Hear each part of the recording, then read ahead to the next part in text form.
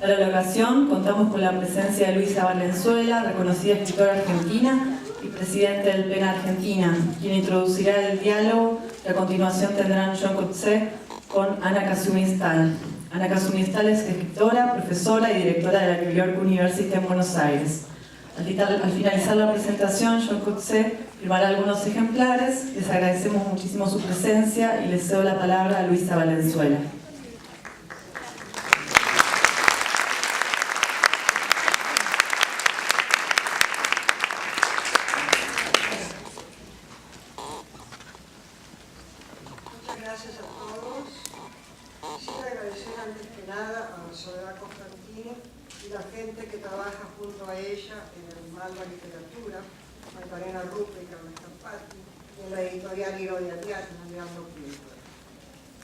Le agradezco por hacer posible la presentación en sociedad de la nueva etapa del PEN en la Argentina, la nueva etapa del PEN en la Argentina. PEN en general ha dejado de ser un club para convertirse en un centro más abierto e integrador y más consciente de los problemas mundiales que se presentan con respecto a la libertad de expresión. PEN es una comunidad de gente de letras, periodistas, editores, humoristas, narradores orales, productores, antropólogos también, porque nos interesa mucho la defensa de las lenguas originarias, y hasta ciertos blogueros de mérito. No se trata solo de poetas, ensayistas y novelistas, como indica la sigla. Ustedes saben que PEN en inglés quiere decir pluma también. Hoy son más de 25.000 los socios de PEN en 104 países que trabajamos de manera conjunta porque cada centro es parte de una coalición internacional. Ese siempre ha sido el papel de PEN, definido como una fuerza de unión para la comunidad de creadores. PEN se apoya en la labor voluntaria de sus socios, a quienes nos une el necesario acuerdo sobre la libertad de expresión, derecho humano que defenderemos contra viento y marea. Creemos en un encuentro por encima o al lado, como prefieran, de políticas y partidismos de cualquier índole. Nos interesa la diversidad y solo nos preocupa la polarización que va contaminando el encuentro entre gentes de opiniones diversas. Porque PEN promueve la convivialidad, la convivencia y el diálogo, cosa que iremos demostrando a lo largo de los próximos meses. Por ahora estamos armando la nómina, faltan convocar a muchas personas vinculadas con las letras, sobre todo el interior del país. Pero aprovecho esta oportunidad para anunciar que el 24 de este mes, a las 19, vamos a presentarnos oficialmente, digamos, en la Feria del Libro, en una mesa conjunta bajo el título Libertad y Responsabilidad de la Palabra. También respeto y amor por la palabra, pero sobre todo la responsabilidad, repito, que en un mundo globalizado debe también ser globalizada. Porque PEN, además de celebrar las letras, es un observatorio, un watch, que se hace presente donde la palabra y sus emisores se ven vulnerados. Así como tuvo lugar en febrero de este año, nuestra propia Cumbre de las Américas, donde fuimos a reclamar por la represión a la prensa y las muertes de los periodistas y estudiantes en México, Honduras, Nicaragua. Y hoy mismo, 15 de abril, miembros del Comité por la Libertad de Expresión de PEN, encabezados, como el caso anterior, por el presidente internacional, el brillante John Ralston Saul, han participado en un encuentro en el Parlamento Europeo en Bruselas para explorar los desafíos de la libertad de expresión que deben enfrentar los escritores del mundo en estos tiempos de crisis. Por todo esto, PEN Argentina está sumamente orgulloso y honrado de que nuestra presentación en sociedad pueda tener lugar durante el lanzamiento de un libro seminal de este gran autor y pensador, Coetzee, uno de los vicepresidentes de PEN Internacional. Cartas de Navegación es el título de la obra, por primera vez traducida al castellano, que trae múltiples ensayos de una erudición vertiginosa, hilados todos con una intensa entrevista conducida por David Atwood a lo largo de 3 largos años. Una guía para desplazarnos por el mundo de las ideas de este gran pensador que ahora nos visita también para el lanzamiento de la cátedra que lleva su nombre y que emparienta y empodera, con perdón de la fea palabra pero tan eficaz, las literaturas del hemisferio sur. Centropen, Argentina, no puede menos que sentir que ha recibido el mejor de los regalos para la botadura de su nueva etapa. Cartas de navegación, no olvidemos. Coetzee comenzó su vida intelectual como matemático, pero pronto había de abandonar el austero lenguaje de los números y los signos, un cómodo lenguaje que no requiere traducción alguna por ser despejado de toda posibilidad ambigua y semántica, para irse internando, sabiéndose en la oscura selva del otro lenguaje de todos los días. Y lo hace de la forma más idónea, enriquecedora desde el punto de vista literario, es decir, ético, no solo estético, con enorme respeto y amor por la excelencia de la palabra. Aún en su trabajo de novelista, en el cual no rigen los habituales parámetros, entendió que, y cito, escribir ficción da un sentimiento de libertad, de irresponsabilidad, o mejor, de responsabilidad hacia algo que todavía no ha emergido, que yace en alguna parte del final del camino. Coetzee explora, según le gusta decir en referencia a otros escritores, los márgenes de la imaginación, hasta casi rozar con delicadeza la frontera de lo inefable.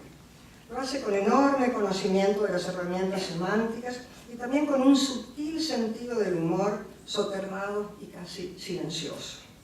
Así nos va abriendo ventanas para espiar el gran misterio de la creación literaria y por ende de la vida humana. Los dejo entonces con el maestro, que sobre su medular libro de ensayos dialogará con una gran escritora nuestra, Ana Casunestal, miembro del Consejo Consultivo de PEN Argentina, como corresponde. Muchas gracias.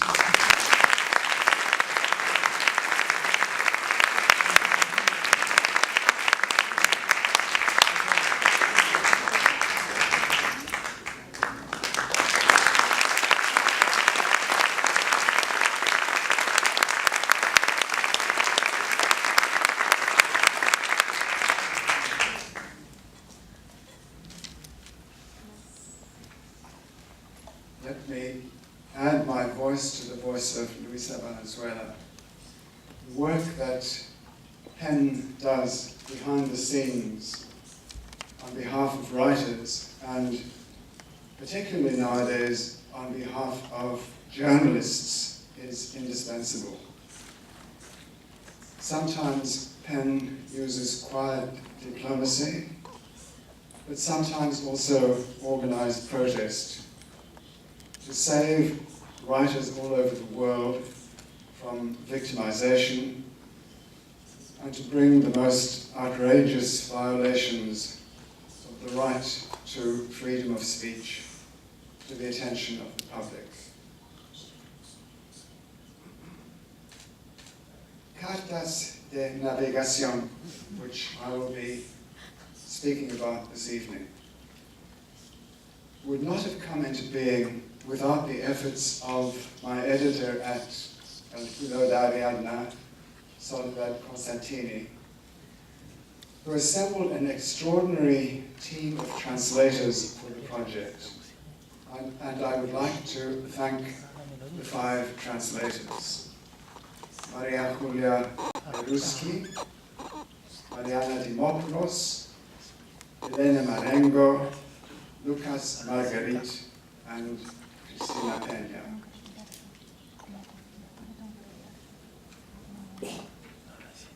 I would also like to thank Monica Herrera for handling the difficult business of copyright, and Leandro Pinkler for contributing a generous introduction to the book.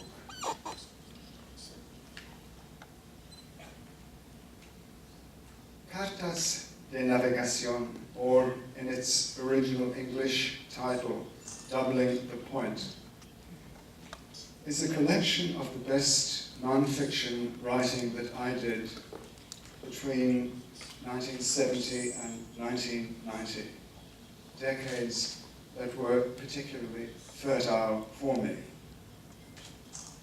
The idea for the book was conceived by myself and a younger colleague, David Atwell, who has since that time gone on to make a name for himself as an academic in the United Kingdom. the idea was that we would treat my non-fiction writing as the record of an intellectual voyage and explore the roads I had followed in a set of extended interviews. The book groups essays of mine into 8 divisions, each division introduced by a conversation between Atwell and myself.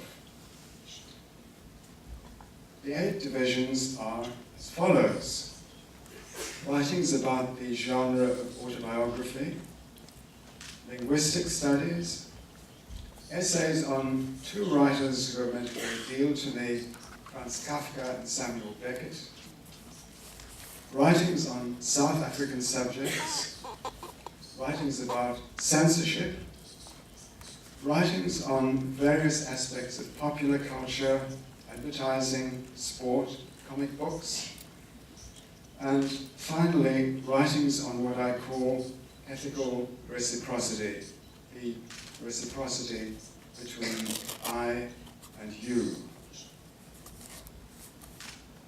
This evening I will read part of an oration I gave in 1987 in Jerusalem, at the Jerusalem Book Fair. And I ask you to think of the oration in its historical context. Its subject is South Africa, and the place of the writer in South Africa at its darkest hour, when the country had truly become a police state, a state in effect ruled by the security police, as the regime tried to survive at all costs in the face of popular revolution.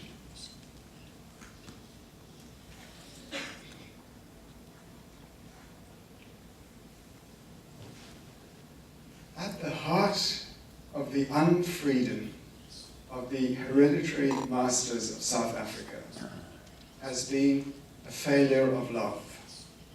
To be blunt, their love is not enough today and has not been enough since they arrived on the continent. Furthermore, their talk, their excessive talk about how they love South Africa has consistently been directed toward the land, that is, toward what is least likely to respond to love: mountains and deserts, birds and animals and flowers. If one fails to see the relevance of this talk about love, one can replace the word love by the word fraternity. The veiled unfreedom of the white man in South Africa has always made itself felt most keenly when, stepping down for a moment from his lonely throne, giving in to a wholly human and understandable yearning for fraternity with the people among whom he lives, he has discovered with a shock that fraternity by itself is not to be had, no matter how compellingly felt the impulse on both sides. Fraternity ineluctably comes in a package with liberty and equality. The vain and essentially sentimental yearning that expresses itself in the reform movement in South Africa today, 1987, is a yearning to have fraternity without paying for it. What is the price that has to be paid? The very lowest price is the destruction of the unnatural structures of power that define the South African state. About these structures of power, there is a great deal to be said. I will confine myself to one observation: the deformed and stunted relations between human beings that were created under colonialism and exacerbated under what is loosely called apartheid, have their psychic representation in a deformed and stunted inner life. All expressions of that inner life, no matter how intense, no matter how pierced with exaltation or despair, suffer from the same stuntedness and deformity. I make this observation with due deliberation and in the fullest awareness that it applies to myself and my own writing as much as to anyone else. South African literature is a literature in bondage, as it reveals in even its highest moments, shot through as they are with feelings of homelessness and yearnings for a nameless liberation.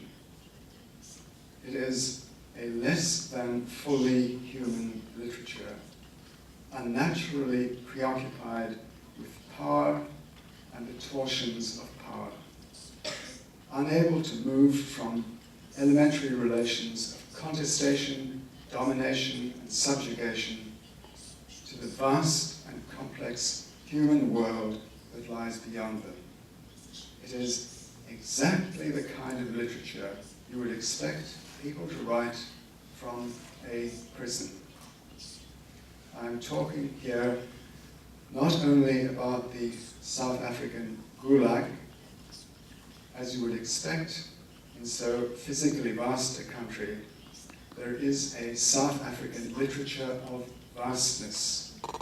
Yet even that literature of vastness, examined closely, reflects feelings of entrapment in infinitudes.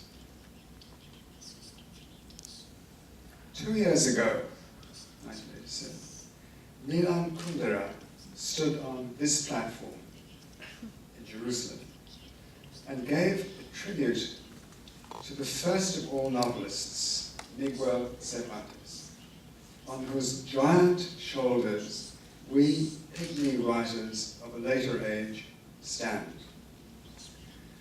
How I would like to be able to join him, Kundera, in that tribute.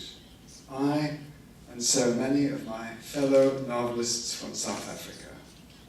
How we long to quit a world of pathological attachments and abstract forces, of anger and violence, and take up residence in a world where a living play of feelings and ideas is possible, a world where we truly have an occupation.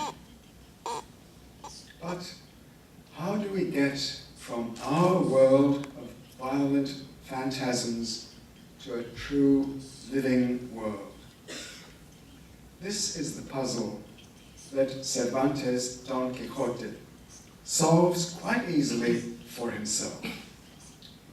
He leaves behind hot, dusty, tedious La Mancha and enters the realm of fairy by what amounts to a willed act of the imagination. What prevents the South African writer from taking a similar path, from writing his way out of a situation in which his art, no matter how well-intentioned, is, and here we must be honest, too slow, too old-fashioned, too indirect to have any but the slightest and most belated effect on the life of the community over the course of history. What prevents him is what prevents Don Quixote himself, the power of the world his body lives in, to impose itself on him and ultimately on his imagination, which, whether he likes it or not, has its residence in his body. The crudity of life in South Africa, the naked force of its appeals, not only at the physical level, but at the moral level too, its callousness and its brutalities, its hungers and its rages, its greed and its lies. Make it as irresistible as it is unlovable. The story of Alonso Quixote, or Don Quixote, though not, I add, of Cervantes' subtle and enigmatic book, ends with the capitulation of the imagination to reality, with a return to La Mancha and death. We have art, said Nietzsche, so that we shall not die of the truth. In South Africa, there is now too much truth for art to hold. Truth by the bucketful, truth that overwhelms and swamps every act of the imagination. Now, that was part of the oration in Jerusalem in 1987. I'll follow it by reading some of the dialogue between David Atwell, my editor, and myself concerning exactly this oration. Atwell says, "You came back to the problem of reciprocity in your Jerusalem Prize acceptance speech. In a society which, at that point in time, the year 1987, was more riven by violence than perhaps at any other stage of its modern history. You spoke with feeling about the history from colonialism to apartheid, the way it has led to a literature in bondage. But you also addressed the crude and irresistible power of history in South Africa.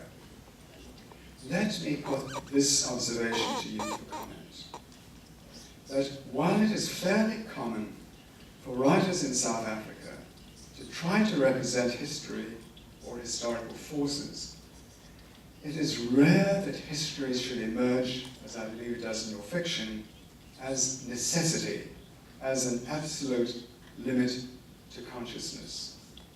That is, history in your work, that is in my work, seems less a process that can be represented than a force acting on representation, a force that is itself ultimately unrepresentable. Seen in this light, the productive freedom of the act of writing is, at best, qualified or provisional. So that was the observation put to me for comment, and this is the comment. You put this observation forward in the light of the Jerusalem speech. So let me say something about the context of that speech. The winner of the Jerusalem Prize before me had been Milan Kundera. Kundera's address had been largely a tribute to Cervantes. Reading that address, I believe I knew as well as anyone else what it meant that a Czech should choose to speak about Cervantes in Jerusalem in 1985. Namely, a certain defiance of the role imposed on him by history, if you look at it one way, or by fashion, if you look at it in another. A decade earlier, Kundera had remarked even more provocatively, "Today, when politics have become a religion, I see the novel as one of the last forms of atheism." There is a part of me, too, that longs to be an atheist, a la Kundera. I, too, would like to be able to go to Jerusalem and talk about Cervantes. Not because I see Kundera, or indeed Cervantes, as a socially irresponsible person.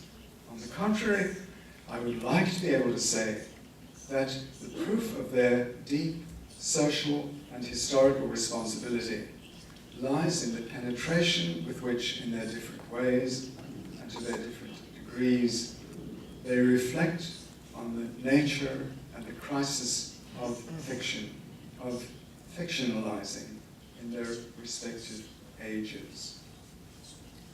But, leaving aside Cervantes now, who is simply in another class altogether, I can't do what Kundera does, or, to be fair to him, what he says he is doing. Cowardice on my part? Perhaps. History may be, as you call it, a process for representation. But to me, it feels more like a force for representation. And in that sense, yes, it is unrepresentable. There is a poem by the Polish poet Zbigniew Herbert, dating from the 1960s, that has left a deep impression on me. It is called 5 Men. 5 condemned prisoners spend their last night talking about girls, remembering card games. In the morning, they are taken out and shot. Herbert writes, therefore, one could write poems about flowers, Greek shepherds, and so forth. A poem, then, justifying poems that stand back from calls to revolutionary action. Perhaps not a great poem, 5 Men may depend, though I'm not sure about this yet, more on its rhetoric than on poetic logic. It carries all before it. But the effect of that, therefore, remains imperious and triumphant. What would equip me to say something equivalent? As deep a humanistic faith as Herbert's, I suppose, but I don't have it. Why do I bring Herbert into the discussion? Herbert doesn't talk about history, but he does talk about the barbarian, the spirit of the barbarian embodied in such people as Stalin, which is pretty much the same thing as history the unrepresentable. Herbert's strength is that he has something to oppose to the barbarian, which we can, for the present purposes, call the human and the minor, about which he has his own ironic reservations, but for which he can trace a sort of genealogy stretching back far into the European past. It is because Herbert feels himself so deeply to be a European and believes, with whatever hedgings and reservations, in the vitality, the social vitality of the literature of shepherds, roses, and so forth, in the power of poetry to bring these symbols to life, that he can oppose poetry to the great shambling beast of history. In Poland, one can still hold such beliefs, and who, after the events of 1989, would dare to scorn their power? But in Africa, in Poland, one can still address the 5 men in the cell, or the executioners in the yard, indirectly, via the almost infinite lattice that a shared European culture provides. In Africa, the only address one can imagine is a brutally direct one, a sort of pure, unmediated representation. What short-circuits the imagination, what forces one's face into the thing itself, is what I'm here calling history. Thank you for your attention.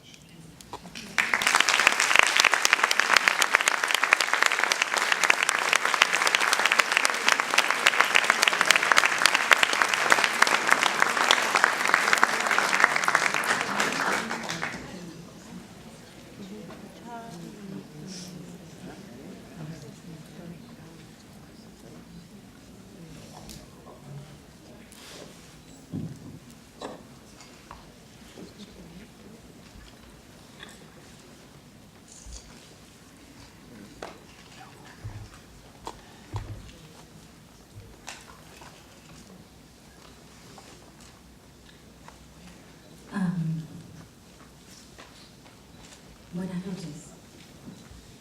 Thank you for coming and for opening this space to your Argentine readers to hear more about your thinking and your life as Cartas de Navegacion becomes available here. Of the 8 divisions, the first one closes with an essay that is autobiographical, called Remembering Texas. I wonder if you could speak about the significance of your North American education, the significance of that experience to you, the role perhaps that the United States has played in your life, and that particular displacement.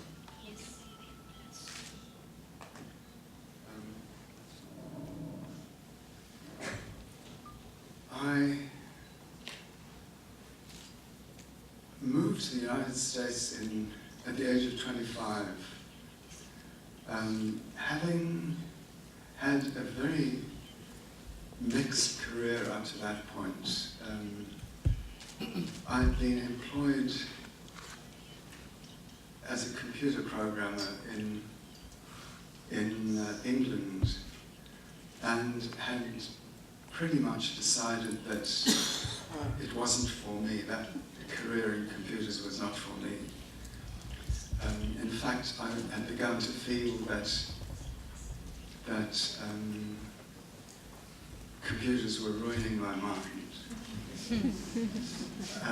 And I wrote off to a number of colleges in the United States, asking whether they would accept a failed computer programmer into their degree programs in literature. And from the University of Texas, I got a response saying, by all means, come along, we can offer you 6 hours of teaching a week, and we'll pay you for it, and you can study for your doctorate. So I've always felt the most profound sense of gratitude to the state of Texas for opening this door to me, because, you know, God knows where I would have landed up after that. I spent 3 years in Texas and another 7 or 8 years teaching at various institutions in the United States. The essay Remembering Texas is not all that kind to the state of Texas. You know, I don't think I got a great education from the University of Texas, but that wasn't important. I had lots of free time. I read a lot. I encountered what I'd not expected in the manuscripts collection at the University of Texas. I encountered a whole set of manuscripts of works by Samuel Beckett, and in fact wrote a doctoral thesis that used this material. And I continued to go back to the United States, as I said, for years afterwards, until the late 1990s, early 2000s, when I had a fairly secure recurrent position at the University of Chicago. At that point, I started to feel that the United States was getting to be less interesting than it had previously been. And I think that feeling was correct. I think you know, both the United States itself and the US Academy have lost something. You know, one can say that they've succumbed to the assault of neoliberalism, but I'm not sure that, you know, that says very much. But anyway, your question was how much or what the United States has meant to me, and it has certainly meant a great deal, and it's principally that it offered me hospitality and a working space and relations with students and particularly in the 1960s and 1970s, encounter with a very, very vital and flourishing episode in the intellectual history of the United States, I think.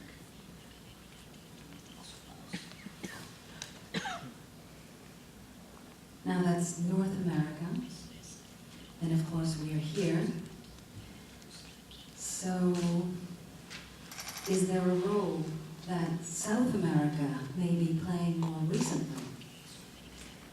Your engagements in this region include, but also go beyond the translations of your work. You are embarked on a project called the Personal Library, on the model of the Personal Library of Borges, with an independent Argentine publisher, Navegacion de Ariadna. You are involved, and in fact, you are the force of the UNSAM, Universidad Nacional de San Martín.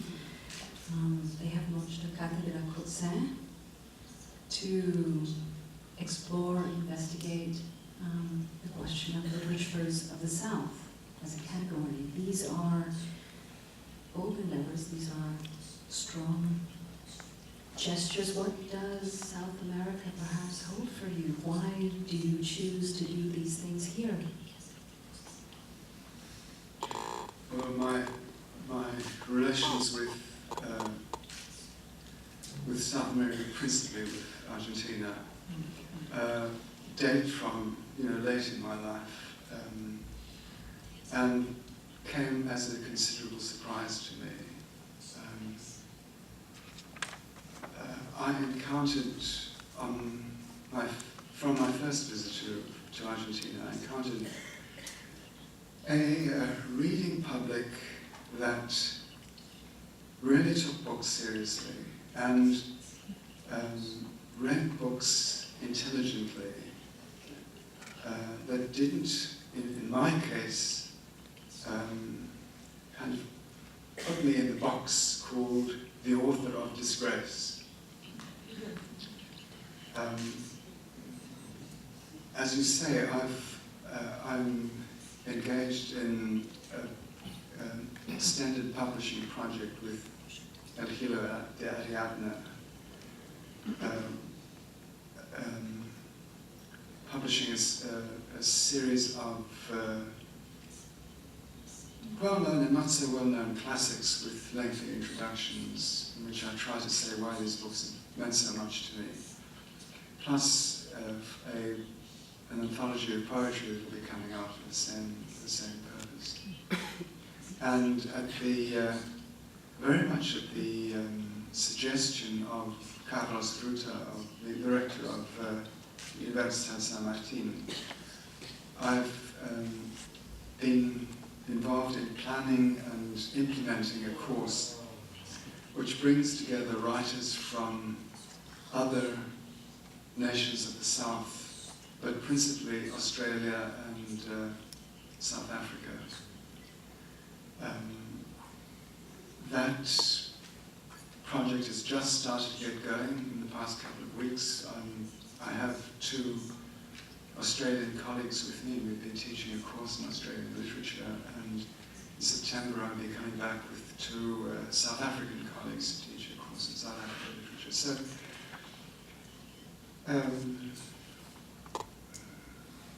I'm trying to answer your question, why Argentina? But it's a country that has been extremely welcoming to me, and that I very much enjoy visiting. Back to Beckett. You said you went to the university and found the manuscripts there. Sounds almost as if by chance. But then what happened afterwards was not like that at all. The collection of essays here contains 3 essays that explore Beckett's contribution in depth, very systematically, with great rigor. Could you perhaps, for the audience here today, explain the importance of Beckett to you then, now? Is this something ongoing? Well, I knew Beckett's work long before I arrived in Texas. I had discovered Beckett through a not well-known work of his, a novel named What, W-A-T-T, which I found the funniest book I'd ever read. And I showed it to all my friends, and they too found it extraordinarily funny. So its comedy is, what I'd call intellectual comedy. I mean, it's intellectual, philosophical parody most of it. After reading What, I moved on to other novels by Beckett, and particularly what I think is his greatest work, the trilogy of novels consisting of Malloy, Malone Dies, and The Unnameable, which had a profound effect on me. And they're also comic. Beckett is, to my mind, fundamentally a comic writer, but the comedy of those novels is much more savage than the comedy of What. So I knew Beckett quite well. I knew the theatre, the plays as well, but they never seemed to me quite as important as the novels, or the prose. And indeed, I did, as you say, almost by chance, light on these manuscripts in the University of Texas collection, which were the manuscripts of What.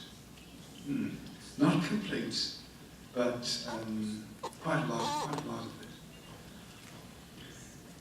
it. I wrote a fair amount on Beckett in the 60s and 70s, always trying to discover the secret for the attraction that his prose held for me. I found his prose quite mesmeric, and I tried, various forms of linguistic analysis to crack the secret of Beckett's prose. Subsequently, I think my interest in Beckett, waned, or I got interested in other things. What I've discovered more recently from other critics of Beckett is that this was staring me in the face, but I just didn't recognize it, that Beckett is Irish. And that, in fact, if you want to know the secret of Beckett's appeal, you have only to go to Ireland, because there are lots of people who talk and write like Beckett in Ireland.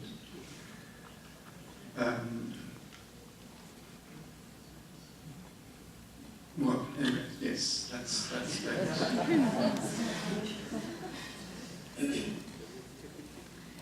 The collection of essays is very agile, very diverse. It covers so many different topics, but with equal rigor and freshness. And there is a section also on popular culture.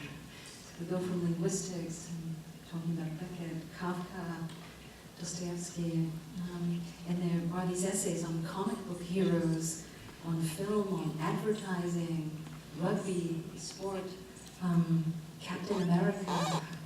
I wonder, have you maintained those interests? Do you still write about popular culture? No, not really, no. I still write about sport, but my interest in comic books is waning. What actually takes me further and further from popular culture is that I just have no appreciation for popular music, particularly popular music from the United States. It just leaves me cold. And I think that anyone who seriously wants to address popular culture nowadays needs to have some sympathy, some degree of response to popular music, and I just don't have that.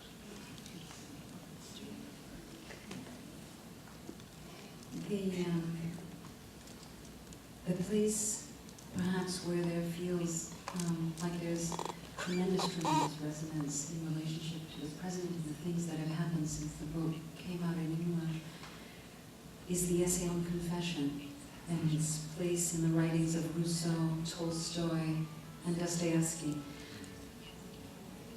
Because in this essay, you do seem closest to your concerns as a novelist.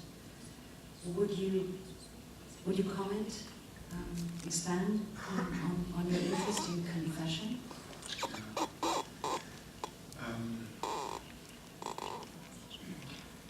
Not only is Cartas de Navegacion coming out from Hilo, but there's another book coming out next week, I think. I don't know what date. It's a book called El Buen Relato, in English, The Good Story. And it's a set of written exchanges between me and a British psychoanalyst named Arabella Coetzee. And it is, although it doesn't say so exactly, it continues this theme of confession, question of confession. It's an important and continuing topic that I've tried to investigate analytically, but as you say, it's also strongly present in my fiction, and I can't, if I couldn't encapsulate it in a couple of minutes, I'd feel very happy.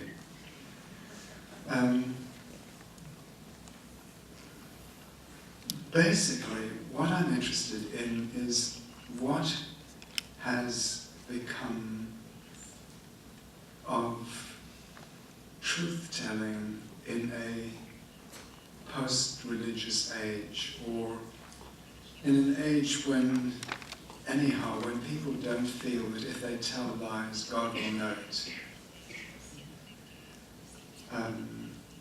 And I'm particularly interested in people who tell lies in situations of confession. In other words, when there is a great deal hinging on them telling the truth. When they say, now I'm going to tell you the truth, and then they tell you a lie. And it's not necessarily a conscious lie, but it is not the truth.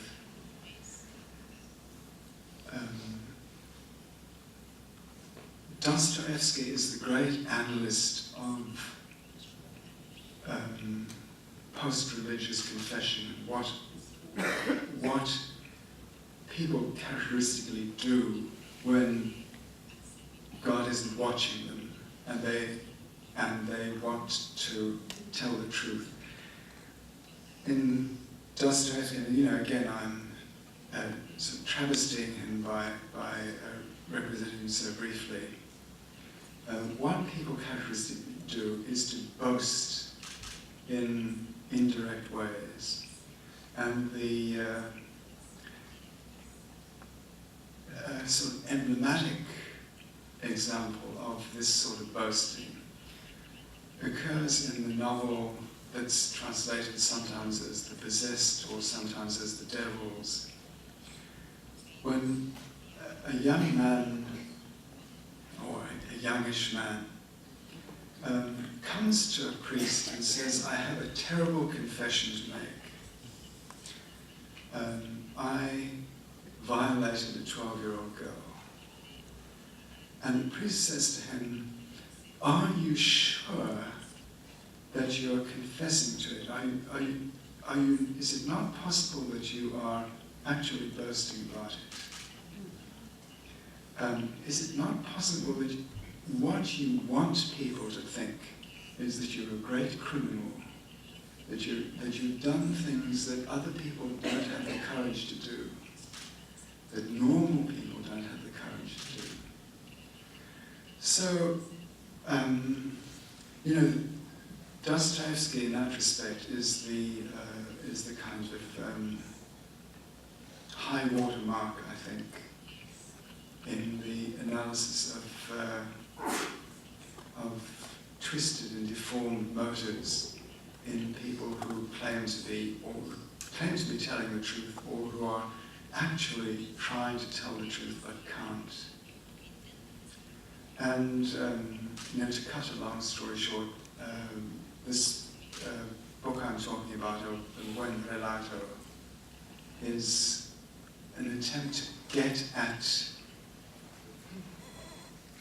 what lies behind our inability to tell the truth, and also to ask the question, is it actually necessary to live by the truth?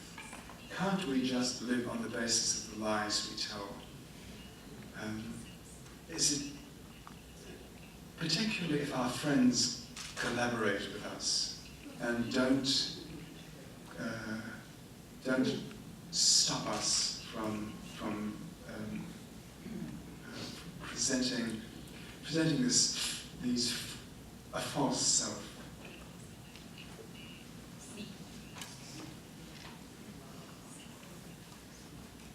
You say un buen relato and a good story, and I'm tempted to ask if the books will come out in both languages.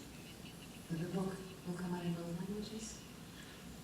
It's coming out in Spanish in Argentina before it's coming out in England in English. Yeah.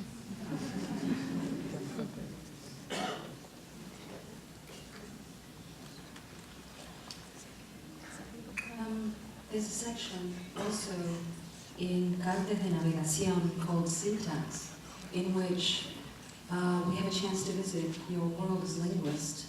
And there are specialized essays in this section. They analyze English, and specifically the phenomenon of passivization. Is there a way of explaining the importance of these concerns to a more general audience? Perhaps not, but let me just say that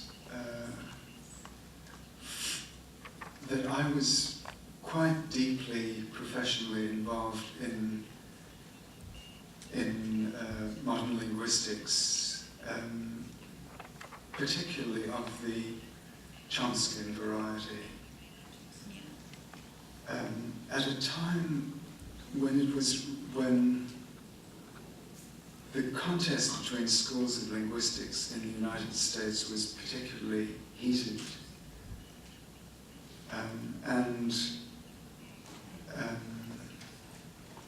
great deal, within the academy, a great deal hinged professionally on what school of analysis one followed.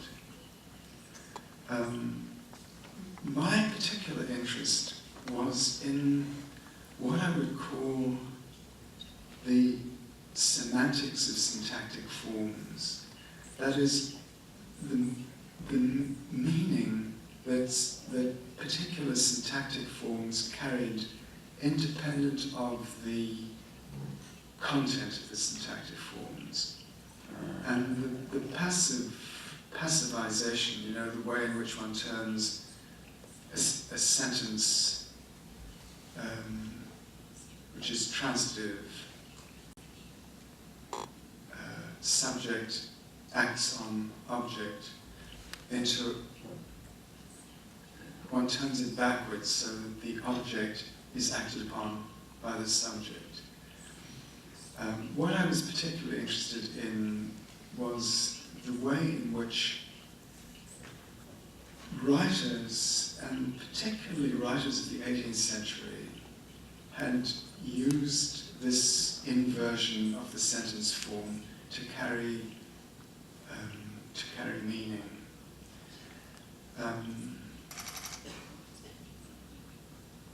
I wrote a number of essays which are in the book on the subject, but the one that seems to me most successful was the essay on the physicist Isaac Newton, in which it seems to me Newton is struggling with language, and he wrote in Latin, not in English, is struggling with language, or struggling against language, to say certain things about the universe. Not in numbers, not in mathematical formulae. And is actually not succeeding because the resistance of the human institution of language to what he's trying to say is just too strong. Has had insights into the workings, at least, of Indo-European languages that every linguist ought to know about. And what I was trying to do in the essay on Kafka was to, in a sense, parallel to the work that I did on Isaac Newton, to follow Kafka's attempts to express extraordinary nuances of time through the medium of the German verb system.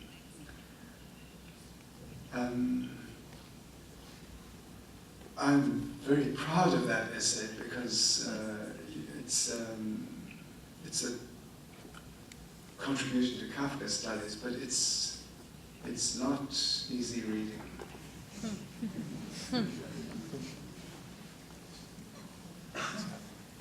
Finally, question, perhaps also related to the frame, the importance to PEN Argentina, your visit here as well, and in light of recent events, the question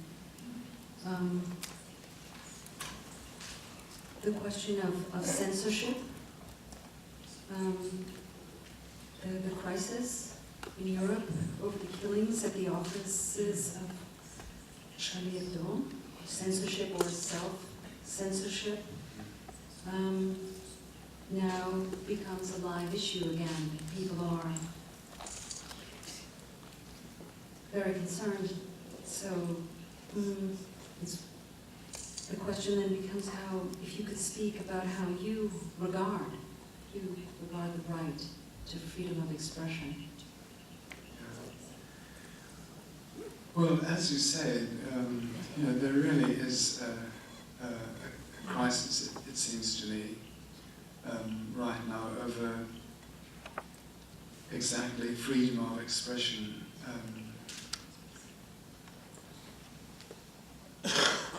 And what happened in Paris is the most extreme expression of that crisis. And it's a crisis that obviously affects journalists more than it affects people who work in, less immediate forms, less immediate literary forms.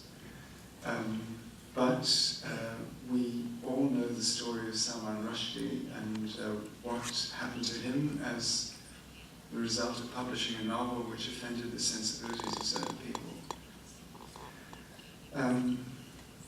What do I think about freedom of expression? Well, I don't think the right to freedom of expression is a human right in the way that the right to life is. I mean, I think that, human beings have a right to life.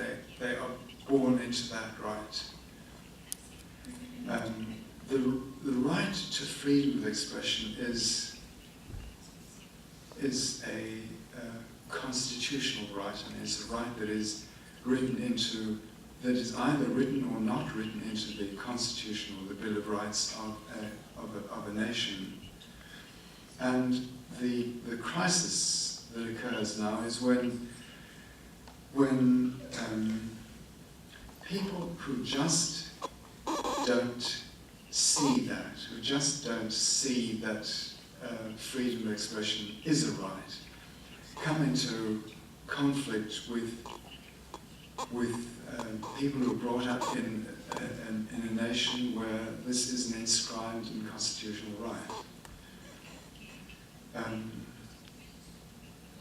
I won't call this a clash of cultures, that's too fraught a phrase, but it seems to me that it's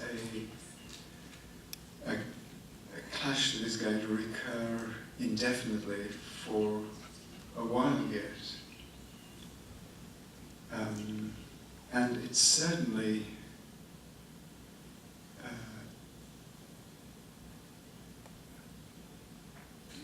creates an urge towards self-censorship in people who, frankly, don't want to die for their right to freedom of expression.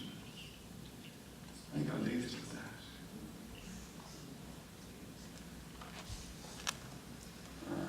Thank you.